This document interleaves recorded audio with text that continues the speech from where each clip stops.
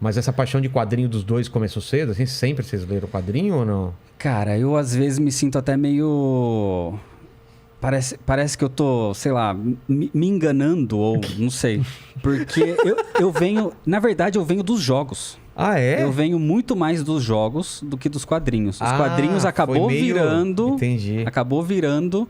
Mas eu sempre vim dos jogos, desde criança. O pique da sua vinheta até meio mais jogo do que de quadrinho. A musiquinha lá é Zelda. É? Então, cara, Zelda eu tenho tatuagem de Zelda e tudo. Pra mim, Zelda, eu cresci jogando Zelda. E eu vim dos jogos, eu me formei em jogos. Eu sou formado em jogos digitais.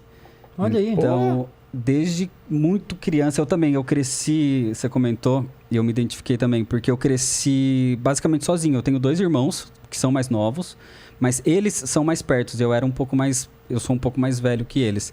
Mas a gente sempre se mudou muito de cidade.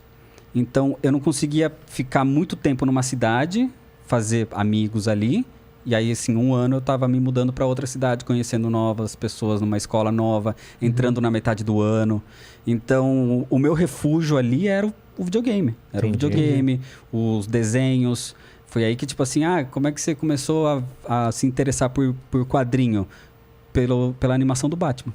Pela animação do Batman. Você veio pela animação? Do Animated Series. Você não veio lá da Turma da Mônica? Cara, quadrinho de ler Turma da Mônica, eu lembro de ler desde sempre, assim. Mas não de ir sempre na banca pra pegar e pra ler. Mas sempre que tinha um quadrinho, eu pegava e lia. Tá. O que eu mais tenho a memória é de ir numa banca um dia e ver um quadrinho num número perdido do Mortal Kombat. E aí também, que vem dos jogos, porque eu já gostava dos jogos. Aí eu vi uma capa de um quadrinho de Mortal Kombat. Era um número aleatório, tipo assim, volume 3. Sei lá, uma história no meio já, rolando. E eu lembro de pegar aquilo e ler aquilo, porque era Mortal Kombat, eu gostava do jogo, e falar, mas não tô entendendo nada que tá acontecendo aqui. Não sei de onde veio, pra onde vai, o que aconteceu. Tá bom, vamos continuar jogando videogame. Aí, com o tempo, conhecendo o Batman do Animated Series, os filmes do Tim Burton e tudo mais, nessa época também tinha animação do Superman, já tinha alguma coisa, acho que da Liga da Justiça, tinha o desenho dos anos 90 do Homem-Aranha. Sei. Aí que foi mais pro lado do tipo assim, e esse personagem aqui? E esse Batman? Quer saber mais? Vamos entender um pouco mais. Aí que eu comecei a entrar na parte dos quadrinhos pelo Batman. Mas veio do Animated Series. E você? Eu consigo traçar uma linha do tempo aí. Porque você mencionou a Turma da Mônica, né? Mas, é o concurso, né? todo mundo. Você já cresce com a Turma da Mônica do lado, tipo... Sim, né? A gente aprende a ler, já tá na casa, né? Ninguém sabe quem comprou, mas tá lá. Sim. E daí, tirando a Turma da Mônica, eu acho que eu comecei a ter acesso a quadrinhos com mangá mesmo. Alguns mangás que, na nossa época, a gente viveu muito febre de anime, né? Dragon Ball, Naruto, essas coisas foram muito fortes, né? Eu comecei muito com Pokémon. Pokémon também. Nessa época era muito Pokémon, e aí tinha as revistinhas do... Pokémon Club. Pokémon Club. No finalzinho eles tinham a quadrinização dos episódios. Isso. Era um quadrinho, era um episódio que a gente assistia em desenho lá animado, mas era quadrinizado aquilo. Então era o quadrinho do desenho. O quadrinho do episódio, era muito legal. E aí, foi através de anime, assim, as edições que eu encontrava, era muito aleatório mesmo, porque eu não encontrava a numeração certinha, né? Então era um Blade do Imortal, era um Sakura Card Captor aqui e ali, um Naruto acolá, Dragon Ball, uma coisa assim. Mas aí eu me desliguei um pouco disso e fui mais para livro, né? Só que daí, o que me jogou de volta para os quadrinhos foi um escritor meio aleatório, assim, que pouca gente conhece, que chama Neil Gaiman. Né? É meio desconhecido. Muito desconhecido. Mas se por acaso aí, vale dar um Google, assim, de repente. E comecei a ler Neil Gaiman e um livro melhor que o outro. O primeiro livro que eu li foi Deuses Americanos. E aí? E incrível, né? Mas, cara... Incrível Continua. Incrível como? Não, é que eu tava acostumado com o quadrinho dele. Quando eu fui pro livro, eu não achei tão foda. Não, é que a obra dele de quadrinho é tão foda que quando você vai pro livro, eu esperava alguma coisa também totalmente fora da caixa. Entendi. Então, achei um livro ok, legal, mas achei até meio chato em alguns pontos, assim, né? Mas eu não achei esse absurdo que a galera acha, cara. O que me deu um tapa na literatura do Neil Gaiman é como ele lida com coisas tão absurdas de forma tão simples Isso e casual. é louco, né? E isso foi um tapa na cara pra mim, assim... Nossa, Os deuses dá estão pra escrever aqui, assim? faz não sei o que, tá, um E é isso. assim... E aí tá comendo um KFC aqui na mesa, de boa. E é isso, mano. É isso. É o Odin, beleza. Isso Cara, é que Neil fascinante. Gaiman é demais. Eu tenho o Sandman tatuado na perna também. Eu tenho o Cara, Sandman e a Sandman- morte. Aí por isso, eu caí no Sandman. Que eu fiquei doido, você fez sabendo... o caminho contrário, cara. E aí eu fiquei sabendo, pô, ele fez um quadrinho aí da hora que o pessoal fala bem. Aí eu, Sandman é uma vou coisa ler. tão fora da Nossa. curva, Aí eu né? procurei Pra mim é o Sandman. meu quadrinho favorito da vida inteira, assim. Se minha coleção tá pegando fogo, o que eu salvo? Sandman. Sandman. Eu salvo Sandman. Até porque É caro pra caramba. Então. Aquela versão absolute. definitiva, absolute. Nossa. Eu tenho Nossa. 5 Eu caí na volumes. besteira, Deixa cara, a casa cair, mas... de emprestar os dois Você- primeiros números dos encadenados da Conrad pra uma amiga minha da faculdade. Nunca mais. Nossa. E não tem mais, Não, já esquece. era. Não esquece. encontra no Facebook. Aí você fala, mas você nada. tem a coleção absurda. Mas não é a mesma coisa, cara. Tá Não. lá na prateleira, Meu, faltando os E dois. era por arco certinho, né? O da cara, Conrad, de capinha bonitona. dura e Meu tal. Deus. Você até encontra, tipo, Mercado Livre da Vida, Deve valendo um tá, rim cada um. Exatamente. Então, né? Pra você completar. E daí eu fui pro super-herói, porque eu terminei dali, eu cheguei a ler Moonshadow. É Moonshadow, eu acho, né? Ou eu tô confundindo o nome. Que é um quadrinho... Aquarelado e tal. Isso, você conhece. Dematês, é.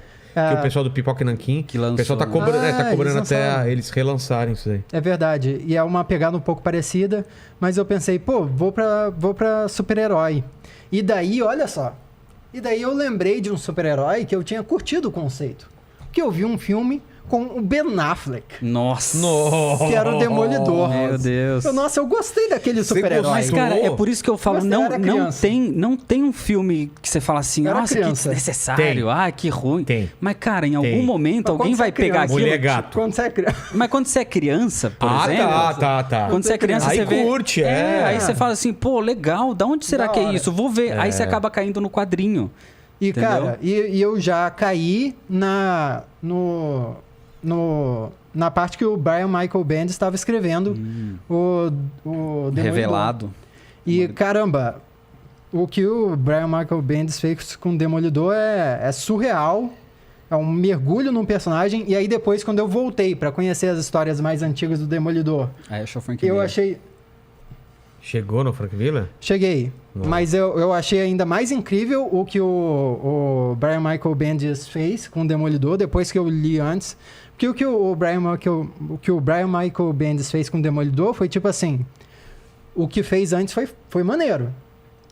Vamos respeitar. Tá. Mas vamos fazer uma parada nova. Claro, não ficar repetindo. E isso foi incrível, que é diferente... O que ele fez? que Eu não muitas... li. Não li Porque Ele revelou. depois... Ele revelou a identidade, né? Teve esses momentos, né?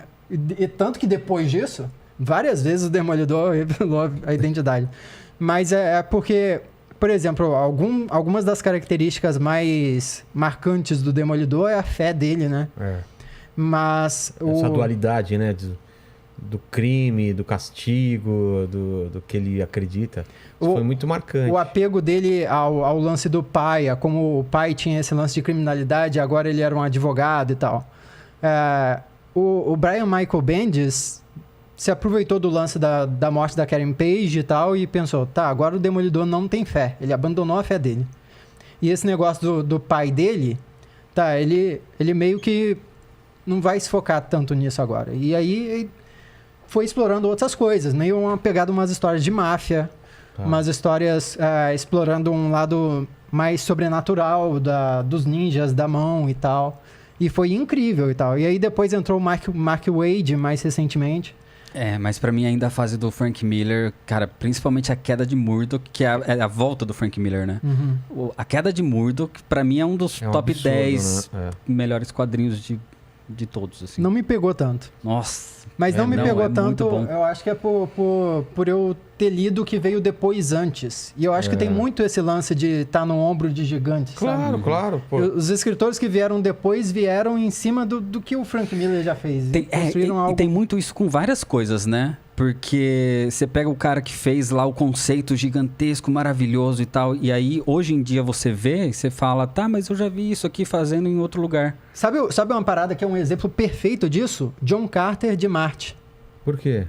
Porque os livros, né, que fizeram um filme, uma adaptação cinematográfica... Sim, que foi bom, que não flopado. Fracasso, Por que foi flopado? Porque são conceitos que todo mundo usou depois. E todo usou mundo até já conhecia. melhor, ou fez outras coisas legais. Aí quando foi ele fala, isso aí é igual Exato. a tudo. Vi, O cara eu já foi o vi primeiro, isso. mas todo mundo já viu.